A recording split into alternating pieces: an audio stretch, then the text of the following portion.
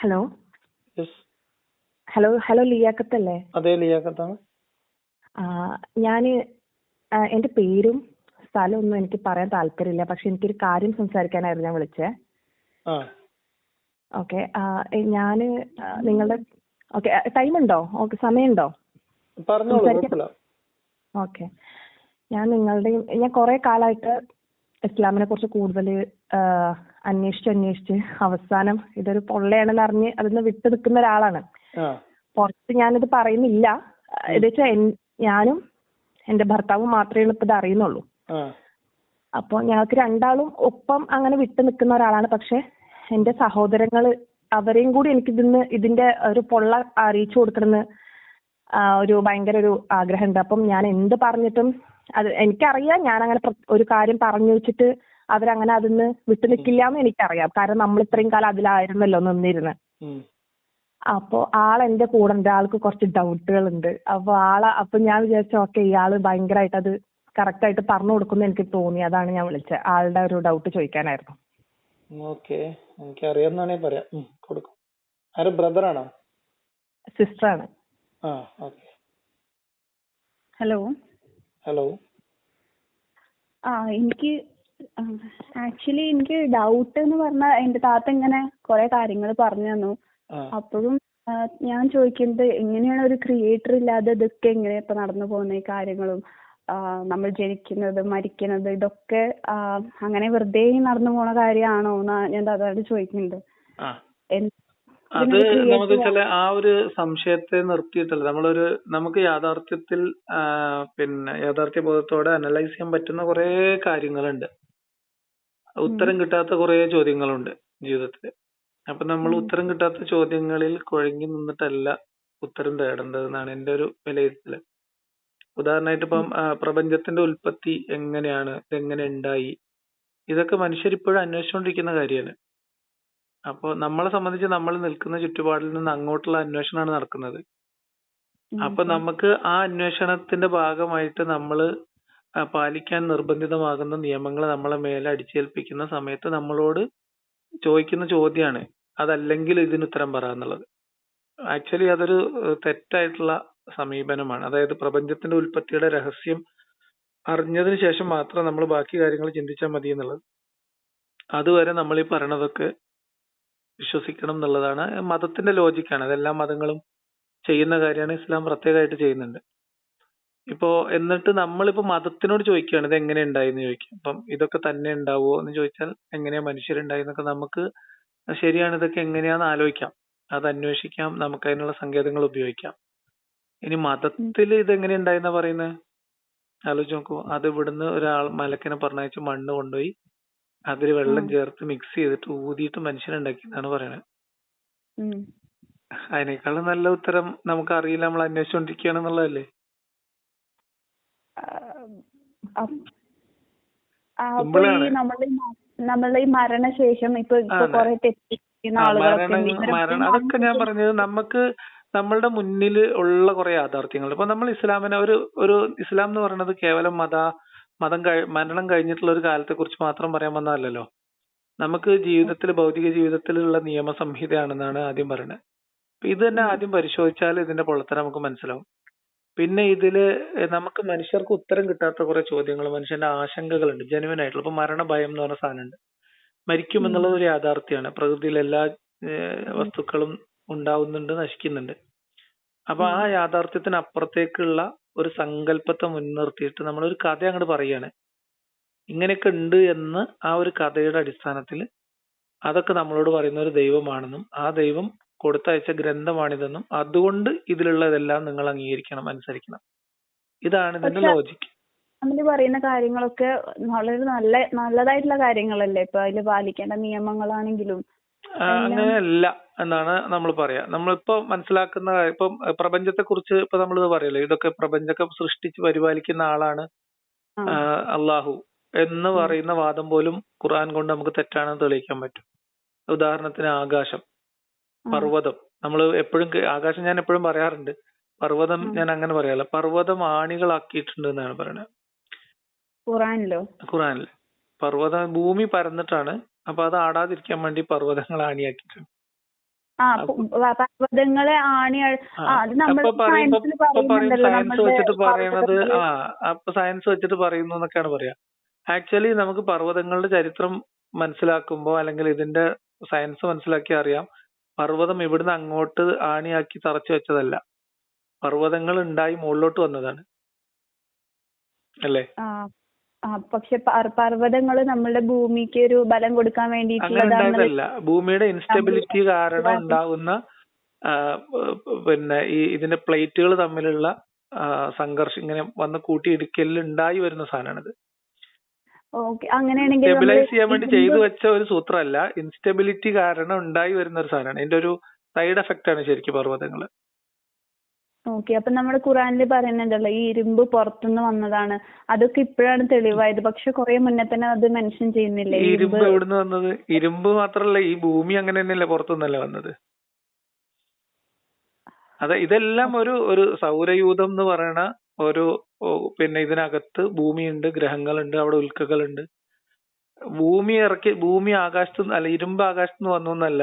അതിപ്പോ മഴയും ഈ പശുവിനെയും കാളേനെയൊക്കെ ആകാശത്ത് നിന്ന് ഇറക്കി തന്നു എന്ന് പറയുന്നത്. ഈ ഇറക്കി തരുക നസ്സല എന്ന് പറയുന്ന ഖുറാൻ പ്രയോഗം എന്ന് പറഞ്ഞാൽ നിങ്ങൾക്ക് തന്നു എന്നുള്ള അർത്ഥത്തിലാണ്. മഴ ഇറക്കി തന്നു എന്നാണ്. ആകാശത്ത് നിന്ന് മഴ ഇറക്കി തന്നു. ആകാശത്ത് മഴ ഇറക്കി തരുന്നില്ലല്ലോ. മഴ ഭൂമിയിൽ തന്നെ സംഭവിക്കുന്ന ഒരു പ്രതിഭാസമല്ലേ. അങ്ങനെ കുറെ ഇറക്കി തരലുണ്ട്. പിന്നെ അതേപോലെ അങ്ങനെ നമ്മൾ നോക്കുകയാണെങ്കിൽ ഈ വേറെ ഈ കറവകളുള്ള ജന്തുക്കൾ, ജീവജാലങ്ങളെയൊക്കെ അള്ള ഇറക്കി തന്നതാണ്. അതൊന്നും ഗോളാന്തര യാത്രയിലൂടെ ഇവിടെ വന്നാൽ ഈ ഉൽക്ക ഇടിച്ചിറങ്ങിയിട്ട് സംഭവിച്ചാണെന്നല്ല. അതൊക്കെ ഇപ്പൊ നടത്തുന്ന വ്യാഖ്യാനങ്ങളാണ്. ഞാൻ പറയുന്നത് നമുക്ക് സയൻസ് പൂർണ്ണമായിട്ട് ഉത്തരം കണ്ടെത്തിയിട്ടില്ലാത്ത കുറെ കാര്യങ്ങൾ വെച്ചിട്ട് അവിടെ നമുക്ക് ചുറ്റിപ്പറ്റി നിൽക്കാം. ഞാൻ ഉദാഹരണം, നമുക്ക് മനുഷ്യനെ ബാധിക്കുന്ന വിഷയങ്ങളിലേക്ക് വന്നു കഴിഞ്ഞാൽ ഇപ്പം സ്ത്രീകളുമായി ബന്ധപ്പെട്ട ഇസ്ലാമിന്റെ നിയമങ്ങൾ അത് ഖുറാനിലുണ്ട്. അനുസരണക്കേട് കാണിക്കുമെന്ന് നിങ്ങൾക്ക് ആശങ്ക തോന്നിയാൽ നിങ്ങൾ അവരെ ആദ്യം ഉപദേശിക്കുക, പിന്നെ കിടപ്പറയിൽ നിന്ന് മാറ്റി നിർത്തുക, പിന്നെ അടിക്കുക എന്നാണ്. നമ്മൾ ഇന്ന് എത്തിയിട്ടുള്ള അറിവ് അനുസരിച്ചിട്ട് ഭാര്യ ഭർത്തൃ ബന്ധം, പുരുഷന്റെ കീഴിൽ പുരുഷനെ മാത്രം അനുസരിച്ച് പുരുഷനെ കീഴൊതുങ്ങി ജീവിക്കേണ്ട ഒരു വ്യക്തിയാണ് സ്ത്രീ എന്നുള്ളതാണോ നമ്മൾ ഇന്ന് മനുഷ്യർ ചിന്തിക്കുന്ന സങ്കല്പം? അല്ലല്ലോ.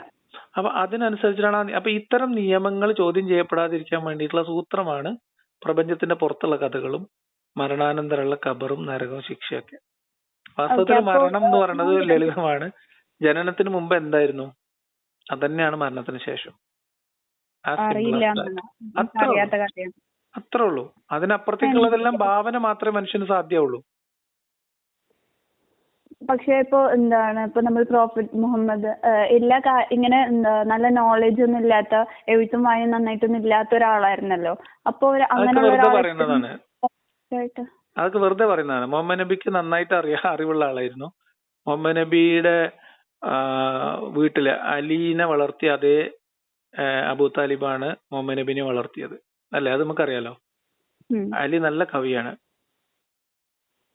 അലി ഫാത്തിമയുടെ ഖബറിന്റെ അടുത്ത് പോയിരുന്നിട്ട് അവസാനം വിലാപകാവ്യം പാടുന്നതൊക്കെ തബരിയുടെ താരീഖിൽ എഴുതി വെച്ചിട്ടുണ്ട്. നല്ല കിണ്ണം കാച്ചിയ കവിതകൾ അലിയുടേതായിട്ടുണ്ട്. പിന്നെ എഴുത്തും വായനയും അറിയില്ലായിരുന്നു എന്നാണ്. എഴുത്തും വായനയും അറിയില്ലായിരുന്നു എന്ന് നമുക്ക് ഇസ്ലാമിന്റെ ചരിത്രം പഠിക്കുമ്പോൾ വിശ്വസിക്കാൻ ബുദ്ധിമുട്ടാണ്. അത് മാത്രമല്ല, ഇനിയിപ്പോ അത് അറിയില്ലായിരുന്നു എന്ന് പറഞ്ഞാൽ പോലും അതൊരു കുറവല്ല. പണ്ട് കാലത്ത് എഴുത്ത് എന്ന് പറഞ്ഞത് ഒരു തൊഴിലായിട്ടാണ് ഉണ്ടായിരുന്നത്. എല്ലാവരും എഴുതൊന്നുമില്ല. പഴയ പല ചിന്തകന്മാരും എഴുത്തറിയാത്തവരായിരുന്നു. പല കവികളും എഴുത്തറിയാത്തവരായിരുന്നു. കാരണം അന്ന് വാമൊഴിയായിട്ടാണ് കൂടുതലുള്ളത്. അപ്പോ മുഹമ്മദ് നബിക്ക് ഇത്തരം കവിതകളൊക്കെ വളരെ അടിപൊളിയായിട്ട് അറിയായിരുന്നു. മുഹമ്മദ് നബിക്ക് മാത്രമല്ല, അവർക്ക് ബ്ലഡിൽ തന്നെ കവിത ഉണ്ട് എന്നാണ് മനസ്സിലാവുന്നത്. ഇഷ്ടംപോലെ കവിതകൾ. ഇപ്പൊ മുഹമ്മദ് നബിന്റെ മൂത്തമ്മ പിന്നെ ഹംസയുടെ കരള് കടിച്ചു തുപ്പിയിട്ട് കവിത ചൊല്ലുന്നുണ്ട്, ഹിന്ദ്. അപ്പൊ ഇഷ്ടംപോലെ കവിതകളുണ്ട്. കവിതകളൊക്കെ അവിടെ ഇഷ്ടം പോലെ സുലഭമായിരുന്നു. പിന്നെ ഈ പറഞ്ഞ നളർ ബിൻ ഹാരിസ് എന്ന് പറഞ്ഞ മുഹമ്മദ് നബി എതിർത്തിരുന്ന, ബദറിൽ പിടിച്ചിട്ട് കൊന്ന ഒരാള്, അയാളെ കുറിച്ച് ഖുറാനിൽ തന്നെ പറയുന്നത് അയാള് വിനോദ ഉപകരണങ്ങൾ വിലക്ക് വാങ്ങുന്നുവെന്നോ അങ്ങനെ എന്താണ്, ഭയങ്കരമായിട്ടുള്ള കവിയരങ്ങുകൾ സംഘടിപ്പിച്ച ആളായിരുന്നു.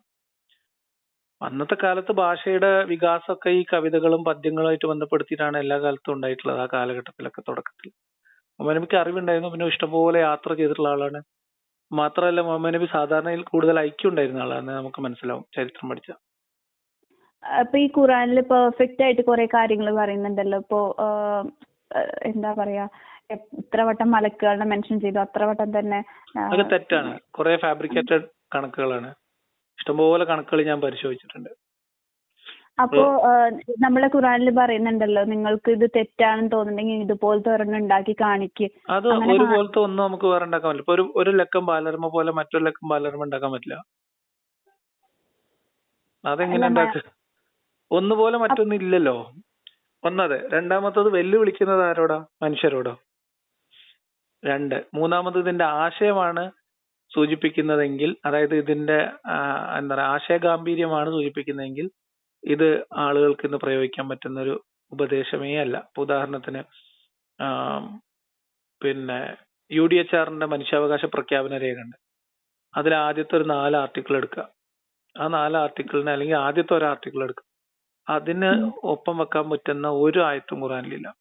അതായത് എല്ലാ മനുഷ്യരും ദേശരാഷ്ട്ര ഭാഷ ലിംഗ ഭേദമില്ലാതെ എല്ലാ മനുഷ്യരും തുല്യമായിട്ടുള്ള അന്തസ്സും അവകാശങ്ങളും ഉള്ളവരാണ് എന്നൊരു പ്രഖ്യാപനമുണ്ട്. അതാണ് മനുഷ്യാവകാശ പ്രഖ്യാപന രേഖ. അങ്ങനെ ഒരു മനുഷ്യാവകാശം ഖുറാനിൽ എവിടെ നമുക്ക് കിട്ടൂല.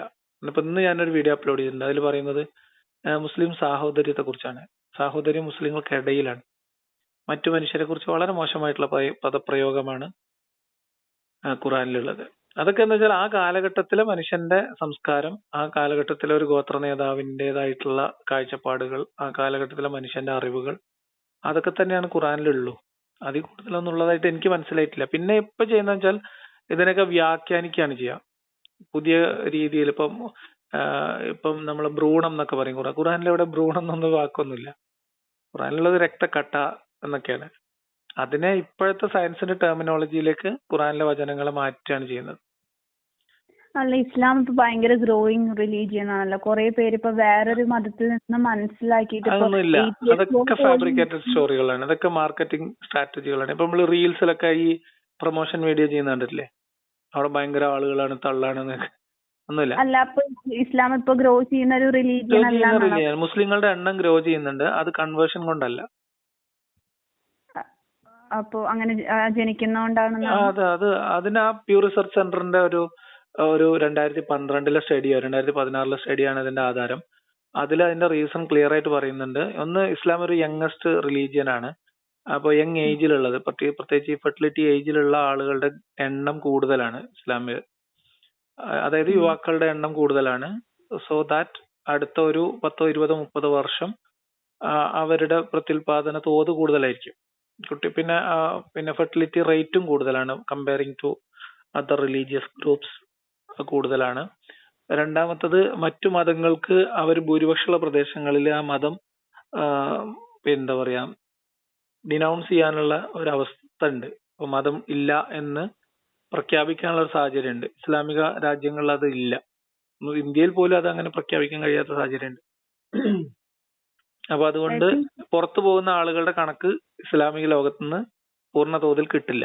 അതേസമയത്ത് ക്രിസ്ത്യാനിറ്റിയൊക്കെ മതം ഉപേക്ഷിച്ച് റിലീജിയസ് ആണ്, മീൻസ് റിലീജിയൻ ഇല്ലാത്ത ആളുകളാണ് എന്ന് പറയുന്ന ആളുകൾ ഇഷ്ടംപോലെ ഉണ്ട്. അതേ അനുപാതത്തിലൊക്കെ തന്നെ ഇസ്ലാമിൽ ആളുകൾ പുറത്തു പോകുന്നുണ്ട്. പക്ഷെ അത് കണക്കിൽ വരില്ല. കാരണം അത് പല പ്രദേശങ്ങളിൽ അത് ക്രിമിനൽ കുറ്റാണ്. അതുകൊണ്ട് ആ കണക്ക് പുറത്തു വരത്തില്ല. അപ്പോ നിങ്ങൾക്ക് ചുറ്റുമുള്ള ഒരുപാട് മുർത്തദുകളുണ്ട്.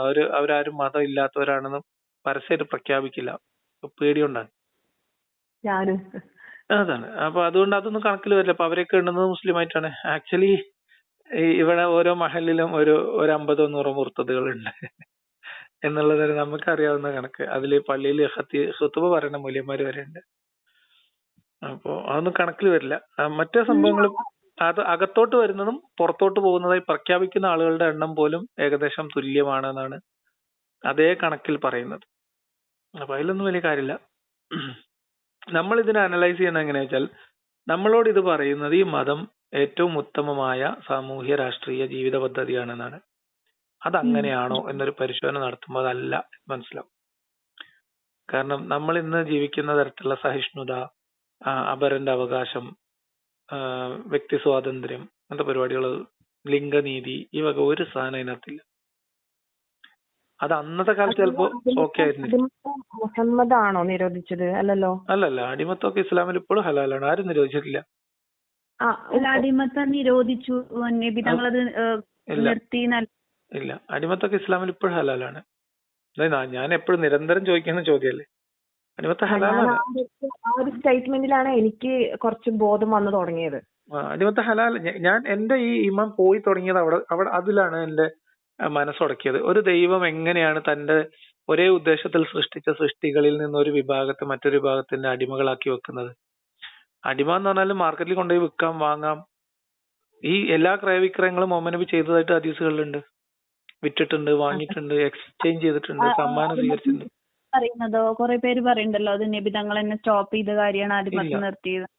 ഇല്ല, ഇസ്ലാമിൽ ഇപ്പോഴും ഹലാലാണ്. നമ്മളെ ഫത്തുൽ മൊയ്ൻ എന്നൊരു പുസ്തകം ഉണ്ട്, അതിൽ വായിച്ചാല് കച്ചവട കാര്യങ്ങളിലൊക്കെ ഉദാഹരണം പറയുന്നത് ഇപ്പോഴും അടിമ കച്ചവടമായിട്ട് ബന്ധപ്പെടുത്തിയിട്ടാണ്. പല കാര്യങ്ങളിലും അടിമകളെ കച്ചവടം ചെയ്യുന്നതിന്റെ രീതികൾ, പണയം വെക്കുന്നതുമായി ബന്ധപ്പെട്ട കാര്യങ്ങൾ, കൈമാറ്റം ചെയ്യുന്നതൊക്കെ ഇപ്പോഴും നിയമങ്ങളുണ്ട്. നിങ്ങൾ നെറ്റിൽ അടിച്ചു നോക്കിയാൽ 1960കളിലൊക്കെ കഅബയ്ക്ക് ചുറ്റുമുള്ള അടിമ കച്ചവടത്തിന്റെ വീഡിയോ വിഷ്വൽസ് കിട്ടും. BBC. അല്ല, അപ്പൊ ഇതൊക്കെ നിങ്ങൾ പറയുന്നത് പ്രോഫറ്റ് മുഹമ്മദ് വെറുതെ ഉണ്ടാക്കിയതാണെന്നാണല്ലോ. ഇതൊരു പൊളിറ്റിക്കൽ ആയിട്ടുള്ള ഒരു ഏകീകരണത്തിന് വേണ്ടി പുള്ളി ശ്രമിച്ചിട്ടുള്ളതാണ്. പക്ഷെ അപ്പോഴും ഫുൾ ദാരിദ്ര്യമായിട്ടും അങ്ങനെയൊക്കെയല്ലേ കഴിഞ്ഞിട്ടുണ്ടായത്. കാലഘട്ടം അതാണ്. നമ്മളിവിടുത്തെ ഈ വലിയ കൊട്ടാരങ്ങളൊക്കെ നിങ്ങൾ വന്ന് കണ്ടാൽ മതി. എന്താ പറയാ, സമയം കിട്ടിയിട്ടില്ല അത്രയൊന്നും. ഇഷ്ടംപോലെ സമ്പത്ത് ഉണ്ടായിരുന്നു. മുഹമ്മദ് നബിന്റെ മരണശേഷം അബൂബക്കറും ഫാത്തിമയും അടി കൂടുന്നത് ഫതക്കിലെ തോട്ടത്തിനെ ചൊല്ലിയിട്ടാണ്. ജൂതന്മാരിന്ന് പിടിച്ചെടുത്തൊരു തോട്ടം ഫാത്തിമക്ക് അവകാശമായിട്ട് കൊടുക്കാതിരുന്നതിന്റെ പേരിലാണ്. ഒരു രാജാവിനെ പോലെ കഴിയാൻ പറ്റുമെങ്കിൽ കൂടി അങ്ങനെ കഴിയാൻ അതിനെ പറ്റൂലായിരുന്നു. അതിന് ഗ്യാപ്പ് കിട്ടിയില്ല. അത് നിങ്ങൾ ചരിത്രം പഠിച്ചാൽ മതി. 13 വർഷം മക്കയിലായിരുന്നു. അന്ന് കാര്യമായിട്ടൊന്നും ചെയ്യാൻ പറ്റിയില്ല. പിന്നെ ഉള്ളത് 10 വർഷത്തെ മദീന ജീവിതമാണ്. അതിൽ ആദ്യത്തെ വർഷം 1-2 വർഷമാണ് അവിടെ സെറ്റിൽമെന്റിന് വേണ്ടി എടുത്തത്. അതിനുശേഷം അക്രമങ്ങൾ തുടങ്ങി, സമ്പത്ത് വന്നു, പൈസ ഉണ്ടായിരുന്നു. പക്ഷെ അതൊക്കെ കൂടുതൽ ആയുധങ്ങൾ വാങ്ങാനും അവരുടെ ജീവിത ചെലവുകൾക്കും കൂടുതൽ പ്രദേശങ്ങളിലേക്ക് സൈനിക നിയോഗം നടത്താനും അങ്ങനെ തന്നെയായിരുന്നു. അത് കഴിഞ്ഞു വന്ന് പിന്നെ ചെലവ് കണ്ടു. ഇത് അത്രയൊക്കെ തന്നെയുള്ള സമ്പത്ത്. അന്ന് ആ കാലത്തെ സമ്പത്ത് എന്ന് പറഞ്ഞാൽ എന്താ ഉള്ളത്? ആളുകളുടെ ഒട്ടകങ്ങള്, ഈ ഈന്തപ്പന തോട്ടങ്ങള്, പിന്നെ അത്രയല്ലേ ഉള്ളൂ. ആളുകൾ ഇപ്പൊ നമ്മള് മറ്റുള്ള ആളുകളിൽ നിന്ന് പിടിച്ചെടുക്കുകയാണെങ്കിൽ സമ്പത്ത് എന്ന് പറഞ്ഞതല്ലേ ഉള്ളൂ. പിന്നെ കുറച്ച് സ്വർണ്ണ നാണയം, അത് വെച്ചിട്ട് കൊട്ടാരം പണിയാനുള്ള ടെക്നോളജി ഒന്നും ഇല്ലല്ലോ അവിടെ. അതെ ഇവരുടെ വേറൊരു ഡൗട്ടാണ്, ചന്ദ്രനെ പിളർത്തിയിട്ടൊക്കെ ചരിത്രത്തിലുള്ളത് അല്ലേ? വെറുതെ പറയണതാണ്. ചന്ദ്രനെ പിളർത്തിയത് എന്ന് ഖുറാനിലാണ് പറയാൻ. അത് ചന്ദ്രൻ പിളർന്നിരിക്കുന്നു നോക്കുന്നൊന്നും പറയുന്നില്ല. പണ്ട് പിളർത്തിനെ കുറിച്ചാണ് പറയുന്നത്. കുറെ പേര് കണ്ടതാണ്. ആരും കണ്ടിട്ടില്ല. ആരും കണ്ടതായിട്ട് ചരിത്രത്തിൽ എവിടെയോ ഒരു തെളിവില്ല. അതുപോലെ ഒരു ഡൗട്ട്, ഇപ്പം റസൂൽ ആയിഷാനെ കല്യാണം കഴിക്കുമ്പോ 6 വയസ്സ്, പക്ഷെ അവര് ഭാര്യ ഭർത്താവായിട്ട് ജീവിച്ചത് 10 വയസ്സ് മുതലാണെന്നാണല്ലോ. 9 വയസ്സ്. ഓക്കെ, 9. അപ്പൊ ഈ 6 മുതൽ 9 വരെ വേറെ ഒരു തരത്തിലും റസൂല് ആയിഷയെ സമീപിച്ചിട്ടില്ല എന്നുള്ളതാണോ? അങ്ങനെയാണ് പറയപ്പെടുന്നത്. അത് പിന്നെ അതിന് വേറെ കുറെ കാരണങ്ങളുണ്ട്. മുഹമ്മദ് നബി വിവാഹ സമ്മാനം, അതായത് മഹർ ആയിട്ട് നിശ്ചയിച്ചത് കൊടുക്കാൻ മുഹമ്മദ് നബിയുടെ കയ്യിൽ ആ ഘട്ടത്തിൽ പൈസ ഉണ്ടായിരുന്നില്ല എന്നും പിന്നീട് അബൂബക്കർ കടം കൊടുത്തു എന്നൊക്കെ ഉണ്ട്. അത് മാത്രമല്ല, മക്കയിൽ നിന്ന് മദീനയിലേക്ക് പോകുന്നതിന് തൊട്ട് മുൻപാണ് ഈ കല്യാണം നടക്കുന്നത്. അപ്പോ പിന്നെ ഇതിനിടയിൽ ഹിജ്റ സംഭവിക്കുന്നു. പിന്നെ ഇവരിവിടുന്ന് അവിടെ എത്തുന്നു. മദീനയിലേക്ക് എത്തുമ്പോൾ ആയിഷയ്ക്ക് ഒരു അസുഖം വരികയും അവരുടെ മുടിയൊക്കെ കൊഴിഞ്ഞു പോയി ഈ കാലാവസ്ഥയുടെ പ്രശ്നത്തിന്റെ യാത്രയുടെ പ്രശ്നം ഉണ്ടായിട്ട് അസുഖബാധിതയാവുകയൊക്കെ ചെയ്യുന്നുണ്ട്. അങ്ങനെയൊക്കെ കൂടെ കുറെ കാരണങ്ങൾ കൊണ്ടാണ്. അല്ലാതെ ഈ മൂല്യന്മാര് പറയണമാതിരി പക്വത എത്താനും പ്രായപൂർത്തി എത്താനും ഒന്നുമല്ല. അത് വീട്ടിൽ കൂടുന്ന സമയത്തും അവര് കുട്ടികളെ കൊണ്ട് കളിക്കായിരുന്നു എന്ന് തന്നെയാണ് പറയുന്നത്. പിന്നെ മുഹമ്മദ് നബി വീട്ടിൽ കയറി ചെല്ലുമ്പോ ആയിഷ കുട്ടികളെ കൊണ്ട് കളിക്കായിരിക്കും. അപ്പൊ കുട്ടികള് അങ്ങോട്ട് മാറിപ്പോകും എന്നൊക്കെയാണ്. അത് നമ്മൾ ഈ ആയിഷ കല്യാണം പറയുന്നത് വെച്ചാൽ ആ കാലത്തെ ഇങ്ങനെ നടന്നു എന്നുള്ളതല്ല. ഇന്നും നമ്മളെ ചെറിയ കുട്ടികളെയൊക്കെ കല്യാണം കഴിപ്പിച്ചു കൊടുക്കാം എന്ന മതനിയമത്തിന്റെ തെളിവ് ആ കല്യാണം ആയതുകൊണ്ടാണ്. ഫിഖ്ഹുലൊക്കെ പച്ചക്ക് എഴുതിയിട്ടുണ്ട്. ബാലവിവാഹം തന്നെ, അങ്ങനെ പേര് തന്നെ കിടക്കുന്നുണ്ട്. അപ്പൊ അതൊന്നും നമുക്ക് അംഗീകരിക്കാൻ പറ്റാത്ത, അത്ര അറിവില്ലാത്തൊരു കാലഘട്ടത്തിൽ ആ കാലഘട്ടത്തിന്റെ അറിവാണ് അതിനകത്ത് ഉണ്ടാവുക. അങ്ങനെയാണ് നമ്മൾ ഇതിനെ അനലൈസ് ചെയ്യുന്നത്. നമ്മുടെ മരണശേഷം നമ്മൾ ഖബറിൽ പോയിട്ട് ഇങ്ങനെയൊക്കെ ആയിരിക്കില്ല. അത് നമ്മൾ ചെറിയ പ്രായത്തിലാണ് പറഞ്ഞ് പേടിപ്പിച്ചത്. നമ്മൾ ജനിക്കുന്നതിന് മുമ്പ് എന്തായിരുന്നോ അത് തന്നെയാണ് മരണശേഷം. നമുക്ക് ഉറപ്പിച്ച് പറയാൻ പറ്റുന്ന കാര്യം. നമ്മളിങ്ങനെ ചെറുപ്പം മുതൽ നമ്മൾ കേട്ടു ഇതാണ് ഖബറിന്റെ അടിയിൽ പോയി എങ്ങനെയാണെന്നുള്ള ആ ഒരു പേടി കാരണം ആ ഓർമ്മയിൽ നമ്മൾക്കൊക്കെ ജീവനുണ്ട്, മനസ്സിലായോ? അതായത് നമ്മൾ മരിച്ചു കിടക്കുന്നു, ഈച്ച വന്നിരുന്നാൽ പോലും ആന ചവിട്ടുന്ന വേദന എന്നൊക്കെ നമ്മൾ ചെറിയ പ്രായത്തിൽ പഠിച്ചിട്ടുണ്ട്. അപ്പൊ നമ്മള് മരിച്ചു കിടക്കുന്നതിനെ കുറിച്ചുള്ള നമ്മുടെ സങ്കല്പത്തിൽ നമ്മൾ ബോധത്തിലാണ് കിടക്കുന്നത്, മനസ്സിലായോ? നമ്മളെ കോൺഷ്യസ്നെസ്സിലാണ് നമ്മളത് മനസ്സിലാക്കുന്നത്. ആക്ച്വലി അങ്ങനെയൊന്നും ഇല്ല. നമ്മൾ ഒന്നാമത് ഈ ജീവൻ എന്താന്ന് മനസ്സിലാക്കിയാൽ മരണത്തെ കുറിച്ച് നമുക്ക് എളുപ്പത്തിൽ മനസ്സിലാക്കാം. ജീവൻ എന്ന് പറയുന്നത് നമ്മൾ ഈ ശരീരത്തിന്റെ ആകെ പ്രവർത്തനത്തിന്റെ ഒരു റിസൾട്ടാണ്. അതിൽ തന്നെ നമ്മൾ ഈ ബോധം എന്ന് പറയുന്ന സാധനം നമ്മളെ തലച്ചോറിന്റെ കോൺഷ്യസ്നെസ് മാത്രമാണ്. നമ്മൾ മരിക്കൊന്നും വേണ്ട. നമ്മളിപ്പം ഒരു സെഡേഷൻ തന്നു, നമുക്കൊരു സർജറിക്ക് വേണ്ടിയിട്ട് നമുക്കൊരു ഇഞ്ചക്ഷൻ തന്നു, നമ്മുടെ മനസ്സിലായോ? അത്രയും കൊണ്ട് നമുക്ക് പിന്നെ ഒന്നും അറിയില്ല, നമ്മൾ ചുറ്റും ഒന്നും ഉണ്ടാവില്ല. അത് കഴിഞ്ഞ് എഴുന്നേറ്റ് വരുന്നത് നമ്മളൊരു ഒരു കുറച്ച് ബ്ലാങ്ക് ആയിട്ടുള്ള ഏരിയ അവിടെ ഉണ്ടാവും. നമ്മുടെ ഓർമ്മ എന്ന് പറഞ്ഞാൽ അതിന് തൊട്ട് മുമ്പത്തെ ഓർമ്മയായിരിക്കും. ആ ഇഞ്ചക്ഷൻ എടുക്കുന്നത് വരെയുള്ള ഓർമ്മയിലായിരിക്കും നമ്മൾ ഉണരുക. അപ്പൊ ആ സമയത്ത് എന്താ സംഭവിക്കുന്നത്? ഒരു കണക്ഷനും ഇല്ല, പിന്നെ ഫുൾ ബ്ലാങ്ക്. അങ്ങനെയാണ്. അങ്ങനെ തന്നെയാണ്. അത്രേ ഉള്ളൂ.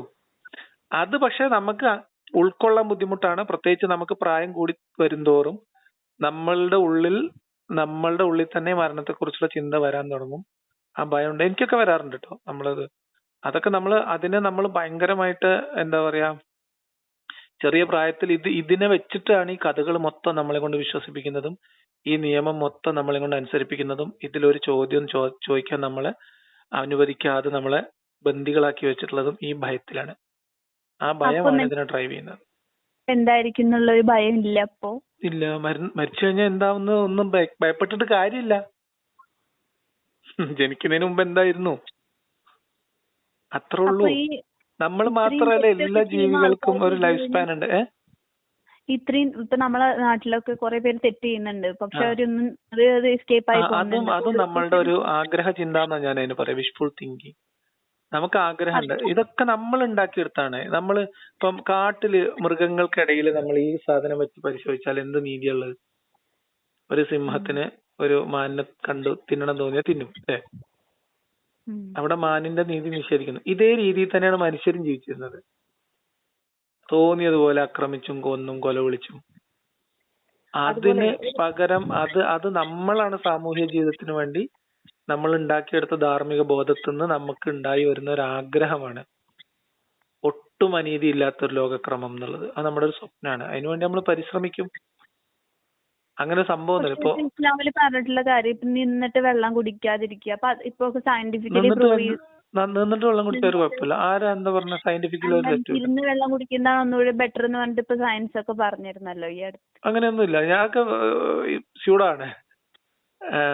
നമ്മളിപ്പോ അങ്ങനത്തെ ഒരു ഉദാഹരണം ഞാൻ നിങ്ങൾക്ക് പറഞ്ഞുതരാം. അപ്പൊ നിങ്ങളുടെ ഏജും ഒന്നും എനിക്കറിയില്ല, ബട്ട് ഞാൻ പറയാം. അതായത് നമ്മൾ കിടന്നുറങ്ങുന്നതിനെ കുറിച്ച് ഇസ്ലാം പഠിപ്പിച്ചിരുന്ന മര്യാദ, വലതുവശം ചരിഞ്ഞ് വലത് കൈയിന്റെ വെള്ളയിൽ കവിള് വെച്ച് കിബിലക്ക് മുഖം തിരിച്ച് കിടക്കണം എന്നാണ്, അല്ലെ? ആക്ച്വലി വലതുവശം ചരിഞ്ഞല്ല കിടക്കുന്നത് നല്ലത് നമുക്ക്. ഇപ്പൊ നമ്മള് ഗർഭാവസ്ഥയിലൊക്കെ ഡോക്ടർമാർ പ്രത്യേകം പറയും അത് ഇടതുവശം ചെരിഞ്ഞ് കിടക്കണം എന്ന്, അല്ലെ? ഇടതുവശം ചെരിഞ്ഞ് കിടക്കണം. അപ്പൊ അതൊക്കെ അങ്ങനത്തെ തെറ്റാണ്. അപ്പൊ അന്ന് വലത് എന്നത് നല്ലതിന്റെ ചിഹ്നവും ഇടത് എന്ന് പറയുന്നത് മോശവുമാണ്, മനസ്സിലായോ? കറുപ്പ് മോശവും വെളുപ്പ് നല്ലതുമാണ്. അതുകൊണ്ടാണ് പള്ളിയിൽ പോകുമ്പോൾ വെള്ള വസ്ത്രം ധരിച്ചു പോകാൻ പറയണത്. മുഖം കറുത്ത് ഇരുണ്ടു നിൽക്കുന്നതാണ് ഈ മഹ്ശറിലൊക്കെ പോകുമ്പോൾ പറയണത്. അപ്പൊ കറുപ്പ് എന്ന് പറഞ്ഞ ഒരു പൈശാചികത, തെറ്റ്, തിന്മ, അതിന്റെ ഒരു അടയാളം. അത് പണ്ട് മുതലേ ഉള്ള ആളുകളുടെ ഒരു പെർസെപ്ഷനാണ്. അത് അതേപോലെ ഇവിടെ കോപ്പി ചെയ്ത് വെച്ചു തന്നെ ഉള്ളൂ. ഇപ്പൊ നമ്മളുടെ ഇസ്ലാമില് ഈ LGBT കമ്മ്യൂണിറ്റിനെ അങ്ങനെ ആൾക്കാരിനൊക്കെ എതിർക്കുന്നുണ്ടല്ലോ. അപ്പോ അങ്ങനെ ശരിക്കും അങ്ങനെ ഹോർമോൺ പ്രശ്നം തന്നെയാണോ ഇങ്ങനെയുള്ള ആൾക്കാർക്ക്? അതിന് ഇതൊരു എന്താ ഒരു സ്പെക്ട്രമാണ്. കുറെ തരം ആൾക്കാരുണ്ട്. അത് ബയോളജിക്കൽ ആയിട്ടുള്ള ഇഷ്യൂസ് ഉള്ളവരുണ്ട്, ഹോർമോണൽ പ്രശ്നങ്ങളുള്ളവരുണ്ട്, സൈക്കോളജിക്കലായിട്ട് അങ്ങനത്തെ പ്രശ്നങ്ങൾ അനുഭവിക്കുന്ന ആൾക്കാരുണ്ട്. ഇതൊരു സ്പെക്ട്രാണ്, പല പ്രശ്നങ്ങളുണ്ട്. ഇതിനെ കുറിച്ചൊന്നും ഖുറാനില് കാര്യമായ ധാരണയൊന്നുമില്ല. ഹുൻസ എന്ന് പറഞ്ഞിട്ടൊരു വിഭാഗത്തെ കുറിച്ച് പറയുന്നുണ്ട്, പക്ഷെ അത് അവ്യക്തമാണ്. ഞാനൊരു കാര്യം കൂടെ പറഞ്ഞോട്ടെ. ഉം. ഇപ്പൊ ഞാൻ ഇവളോട് പറഞ്ഞൊരു കാര്യം എന്താന്ന് വെച്ചാൽ, ഒരു ദൈവം ഇപ്പം ഈ ലോകത്തുള്ള എല്ലാ ദൈവത്തിന്റെ കൺസെപ്റ്റും പറഞ്ഞാൽ മനുഷ്യന്റെ ബുദ്ധിന്റെ ഉള്ളിൽ നിൽക്കുന്ന ദൈവങ്ങളാണ്. അവർക്കും ദേഷ്യമുണ്ട്.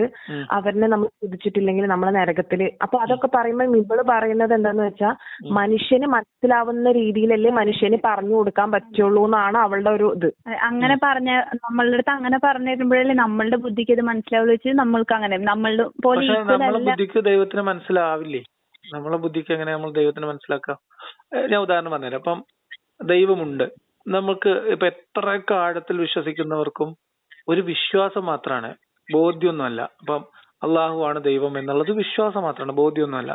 യഹോവയാണെങ്കിലോ, ഇൻ കേസ് ഒരു ദൈവം ഉണ്ടെങ്കിൽ അത് യഹോവയാണെങ്കിലോ അതല്ലെങ്കിൽ പരബ്രഹ്മമാണെങ്കിലോ, നമ്മളിത് ചെറിയ പ്രായത്തിൽ നമ്മളെ മദ്രസ വിട്ട് നമ്മളിത് പഠിപ്പിച്ചു, ഇതാണ് നമ്മൾ വിശ്വസിച്ചു. ആ വിശ്വാസം മാത്രമേ ഉള്ളൂ. ഇതൊന്നും നമുക്ക് പരിശോധിക്കാനോ വെരിഫൈ ചെയ്യാനോ കഴിയില്ല എന്നുള്ളതാണ് ഒന്നാമത്തെ പ്രശ്നം. രണ്ടാമത്തെ ഒരു ചോദ്യം, ഈ ദൈവം ഉണ്ട്, ഞാൻ വിചാരിക്കുന്നത് ദൈവം ഇല്ല എന്നുള്ളതിന്റെ ഒന്നാമത്തെ തെളിവ് മതങ്ങളാണ്.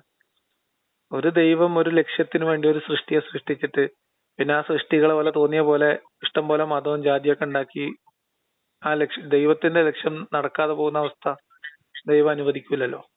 ദൈവത്തിന്റെ ഒരു നിശ്ചയത്തിൽ ദൈവത്തിന്റെ തീരുമാനത്തിന്റെ അടിസ്ഥാനത്തിലാണെങ്കിൽ.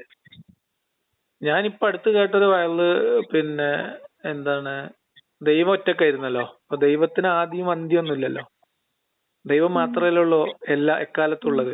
അപ്പൊ ദൈവം ഒറ്റക്കായിരുന്നു, ദൈവം മാത്രമേ ഉണ്ടായുള്ളൂ. അപ്പൊ ദൈവത്തിന് അറിയപ്പെടണം എന്നൊരാഗ്രഹം തോന്നി. അന്ന് മലക്കുകളും ഇല്ല. മലക്കളൊക്കെ അള്ള സൃഷ്ടിക്കുന്നതാണല്ലോ, ദൈവം സൃഷ്ടിക്കുന്നതാണല്ലോ. ഒരു സൃഷ്ടി നടക്കുന്നതിന് മുൻപും ദൈവം ഉണ്ടാവുമല്ലോ. അങ്ങനെ ഒരു കാലത്ത് ആലോചിച്ച് നോക്കിയേ, അതൊരു വല്ലാത്ത കാലമായിരിക്കും. അപ്പൊ ദൈവത്തിന് പിന്നെ അറിയപ്പെടണമെന്ന ആഗ്രഹം തോന്നിയപ്പോഴാണ് സൃഷ്ടി നടത്തിയത് എന്നാണ്. അതൊക്കെ ഒരു സമ്പൂർണനായ ഒരു വ്യക്തിക്ക് അറിയപ്പെടണമെന്ന ആഗ്രഹമോ സ്തുതി കേൾക്കണം എന്നുള്ള ആഗ്രഹമോ പരീക്ഷിക്കാനുള്ള ഒരു താല്പര്യമോ, എന്നിട്ട് പരീക്ഷിച്ചിട്ട് എന്തിനാ, ശിക്ഷിക്കാനല്ലേ? ഇബ്ലീസിനെ അള്ളാഹല്ലേ പഠിച്ചത്? നല്ലവർക്ക് സ്വർഗം കൊടുക്കാന്നുള്ള ഇതുണ്ടല്ലോ. മനുഷ്യനെയൊക്കെ സൃഷ്ടിക്കുന്നതിന് മുൻപ്, മനുഷ്യനെ സൃഷ്ടിക്കുന്നതിന് മുമ്പ് നരകം സൃഷ്ടിച്ചിട്ടുണ്ട്. പക്ഷെ സ്വർഗവും സൃഷ്ടിച്ചിട്ടുണ്ട്. എന്തിന്? നരകം എന്തിനു സൃഷ്ടിച്ചത്? അന്ന് ഇബ്ലീസ് ഇല്ല. ഇബ്ലീസിനെ സൃഷ്ടിക്കുന്നതിന് മുമ്പ് നരകം സൃഷ്ടിച്ചിട്ടുണ്ട്. ഇബ്ലീസിൽ മലക്കുകൾ അള്ളയും മാത്രമുള്ള ഫ്യൂച്ചറിൽ ഇങ്ങനെയാണ് നടക്കാന്ന് അറിയാലോ. അപ്പൊ അത് അള്ളാന്റെ തീരുമാനമല്ലേ ഇബ്ലീസ് നരകം എന്നൊക്കെ പറഞ്ഞത്? ഒരു കാരുണ്യവാനായ ദൈവം അങ്ങനെ ചെയ്യോ? ശരിക്ക് പറഞ്ഞ നമ്മള് ഇപ്പൊ ഡേ ഓഫ് ജഡ്ജ്മെന്റിന് എന്തിനെ ശിക്ഷിക്കുന്നു പറയുമ്പോ ഇതാണ് നിന്റെ ലൈഫിൽ നീ കാണിച്ചതെന്ന് കാണിക്കാൻ വേണ്ടിയിട്ടാണല്ലോ. ഇപ്പോഴല്ലേ ബോധ്യപ്പെടണ്ടേ? നമുക്ക് ബോധ്യമില്ലാത്തൊരു കാര്യത്തിൽ കേവലമായ ഒരു ഗ്രന്ഥത്തിനെ പിൻപറ്റി നമ്മൾ ചെയ്ത് കൂട്ടണമെന്ന് നമുക്ക് ബോധ്യമില്ല. നമ്മളെ മനസ്സാക്ഷിനോട് ചോദിച്ചാൽ മതി, നമുക്കുള്ളത് വിശ്വാസമാണോ ബോധ്യമാണോ എന്ന്. വിശ്വാസമാണ്. ആ വിശ്വാസം നമുക്ക് എങ്ങനെ വന്നു, എന്തുകൊണ്ട് വന്നു? നമ്മൾ ഈ വീട്ടിൽ ഈ വാപ്പാന്റെ ഉമ്മാന്റെ മക്കളായി ജനിച്ച് ഈ മദ്രസയിൽ പോയി ഉസ്താദ് പഠിപ്പിച്ചുകൊണ്ട് വന്നാണ്. നിങ്ങൾ തൊട്ടപ്പുറത്തെ വീട്ടിലാണ് വളർന്നതെങ്കിൽ നിങ്ങൾക്ക് ഈ ബോധം ഉണ്ടാവില്ല. ഇതേ ഉപ്പാക്കുമ്മാക്കും ജനിച്ചു, പക്ഷെ നമ്മള് ജീവിച്ചത് വളർന്നത് വേറൊരു അവസ്ഥയിൽ വേറൊരു വീട്ടിലാണെങ്കിൽ നമുക്ക് ഈ വിശ്വാസം ഉണ്ടാവില്ല. അതിന്റെ അർത്ഥം ഇത് ഉണ്ടാക്കിയെടുക്കുന്ന ഒരു വിശ്വാസം മാത്രമാണ്, ഒരു ബോധ്യമേ അല്ല, മനുഷ്യരുടെ ബോധ്യമല്ല. അത് ഉൾക്കൊള്ളാൻ കുറച്ച് പ്രയാസമുള്ള ഒരു ഏരിയയാണ്. എനിക്കിപ്പോ ഇങ്ങനെ പറഞ്ഞപ്പോ എനിക്ക് കുറെ കാര്യങ്ങൾക്ക് എനിക്ക് ഉത്തരം പറയാൻ കിട്ടുന്നില്ല. എങ്ങനെയാണ് തിരിച്ചു പറയേണ്ടതെന്ന് എനിക്ക് മനസ്സിലാവുന്നില്ല. അപ്പൊ എനിക്കാണെങ്കിൽ ഇതിനെ കുറിച്ച് ഇത്രയും പഠിക്കാനുള്ള ടൈമും ഇപ്പൊ ഇല്ല. അതിങ്ങനെ അപ്പൊ ആകെ കൺഫ്യൂസ്ഡ്. അപ്പൊ താത്തനോട് പറയും മാത്രം പരിശോധിച്ചാൽ മതി, കഥ തിരിയും. ഞാൻ കിളി പോയത്, ഞാൻ ശരിക്കും മുസ്ലിങ്ങൾ തമ്മിലുള്ള ഈ തല്ലൊക്കെ കണ്ടിട്ട് മനസ്സ് വേദനിച്ചിട്ട് നമ്മൾ ശരിയായ ഇസ്ലാമിൽ നിൽക്കാനും ഈ മൗലവിമാരുടെ തല്ലില് നമ്മളെ ഈമാൻ കല്ലെത്താവാതിരിക്കാൻ വേണ്ടി സൂക്ഷ്മമായി പഠിക്കാൻ ശ്രമിച്ചതാണ്. എനിക്ക് ചെയ്യാൻ പറ്റാത്ത ഒരാളാണ് ഞാന്. അപ്പൊ താത്ത പറഞ്ഞു എന്റെ അടുത്ത്, ഇപ്പൊ നീ സുന്നീനെ അഗെയിൻസ്റ്റ് ആണ്, പക്ഷെ നീ കുറെ കൂടെ പഠിച്ചാ നീ ചിലപ്പോ ഏത്തീസ്റ്റ് ആവുന്നൊക്കെ. നിങ്ങള് സുന്നീനെ എങ്ങനെയാണ്, നിങ്ങള് സുന്നിയായിട്ട് ജനിച്ചു വളർന്ന ആളാണോ? മീൻസ് മദ്രസയിലൊക്കെ പോയത്? അതെ. അതിനുവേണ്ടി അപ്പൊ നിങ്ങൾ എന്തൊക്കെ ലോജിക്കാണോ ഈ സുന്നി വിശ്വാസം ആദർശം തെറ്റാണ് എന്ന് വിശ്വസിക്കാൻ അല്ലെങ്കിൽ എന്ന് മനസ്സിലാക്കാൻ നിങ്ങൾ എന്തൊക്കെ ലോജിക്കാണോ അപ്ലൈ ചെയ്തത്, അത് നിങ്ങൾ ഇപ്പൊ നിൽക്കുന്ന വിശ്വാസത്തിൽ അപ്ലൈ ചെയ്യാൻ പറ്റും. ഇപ്പം മുഹീദ്ദീൻ ഷെയ്ഖിന്റെ കഥകളിൽ നിങ്ങൾ അപ്ലൈ ചെയ്യുന്ന ലോജിക്ക് ബുറാക്കിന്റെ കാര്യത്തിൽ അപ്ലിക്കബിൾ ആണ്. അതിനെ നമ്മൾ തടയുന്നത് എന്തോ അതാണ് വിശ്വാസം, അതാണ് ഭയം. ആ ഭയത്തിനെ മറികടക്കാൻ നമ്മൾ കഴിയുന്ന സമയത്ത് നമുക്ക് ഇതൊക്കെ മനസ്സിലാവും. അല്ല, ഞാൻ സുന്നീനെ അഗെയിൻസ്റ്റ് ചെയ്യണ പോലെയല്ല, എനിക്ക് ഒരു സൃഷ്ടാവില്ല എന്നുള്ളത് അത് അർജന്റ് ഇല്ല. ഈ പ്രപഞ്ചത്തിനൊക്കെ ഒരു സൃഷ്ടാവുണ്ട് എന്ന് സങ്കല്പിച്ചോളൂ. ഞാൻ ദൈവവിശ്വാസി ആയിരിക്കെ ഇസ്ലാം ഉപേക്ഷിച്ച ആളാണ്. ഞാൻ ഇസ്ലാം ഉപേക്ഷിക്കുന്ന സമയത്ത് ഈ മതം ദൈവികമല്ല എന്ന് എനിക്ക് മനസ്സിലായത്. കാരണം ഈ പ്രപഞ്ചത്തെ സൃഷ്ടിച്ച് പരിപാലിക്കുന്ന എല്ലാ മനുഷ്യരെയും ഒരുപോലെ കാണുന്ന കാരുണ്യവാനായിട്ടുള്ള ഒരു ദൈവം അടിമത്തം അനുവദിക്കില്ല എന്നുള്ളതാണ് എന്റെ യുക്തി.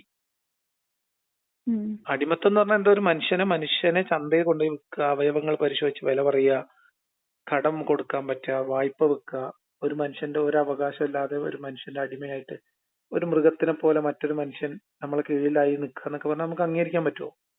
അങ്ങനത്തെ ഒരു വ്യവസ്ഥിതി എന്തുകൊണ്ടും ലോകാവസാനം വരെയുള്ള ഒരു വ്യവസ്ഥിതി ഉണ്ടാക്കുന്ന ദൈവം അനുവദിച്ചു കൊടുക്കുമെന്ന് വിശ്വസിക്കാൻ എനിക്ക് ബുദ്ധിമുട്ടായിരുന്നു. ഈ സിഹർ, ബ്ലാക്ക് മാജിക് പോലത്തെ സംഭവങ്ങളൊന്നും ഇല്ല എന്നാണോ? ആയില്ല അങ്ങനെ അതൊക്കെ നമുക്ക് പിശാചും ജിന്നും ഒക്കെ ഉണ്ടായിരുന്നു എനിക്കൊരു കാലത്ത്. അന്ന് എനിക്ക് പിശാചും ഉണ്ടായിരുന്നു. ദൈവമുള്ള കാലത്തെ പിശാച് ഉണ്ടാവുള്ളൂ. ദൈവം ഇല്ലാത്താവുമ്പോ പിശാചും ഇല്ലാണ്ടായിക്കോളും. ദൈവവിശ്വാസം പൂർണ്ണമായിട്ട് പോയ ഒരാൾക്ക് പിശാചിനെ പേടിയുണ്ടാവില്ല.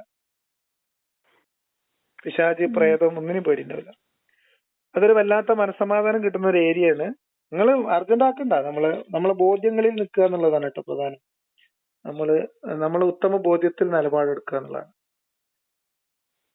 പഠിക്കുക, വായിക്കാൻ ശ്രമിക്കുക എന്നുള്ളത് നല്ലതാണ്. സമയം കിട്ടുകയാണെങ്കിൽ ഞാൻ സജസ്റ്റ് ചെയ്യാൻ പറ്റുന്ന 2-3 പുസ്തകങ്ങൾ, ഇതിന്റെ ഒരു പൊളിറ്റിക്കൽ ഹിസ്റ്ററി ആയിട്ട് ഇതിനെ വായിക്കാൻ നിങ്ങൾക്ക് മുഹമ്മദ് എന്ന് പറഞ്ഞ ദൈവദൂതനായ മുഹമ്മദ് ആൻഡ് ഹുസൈൻ ഹൈക്കലിന്റെ ഒരു പുസ്തകം കിട്ടും. പിന്നെ ദൈവദൂതനായ മുഹമ്മദ് അമീദുള്ളയാണ്. അതല്ലാതെ മുഹമ്മദ് എന്ന് പറഞ്ഞ ഹുസൈൻ ഹൈക്കലിന്റെ മുഹമ്മദ് എന്ന പുസ്തകമുണ്ട്.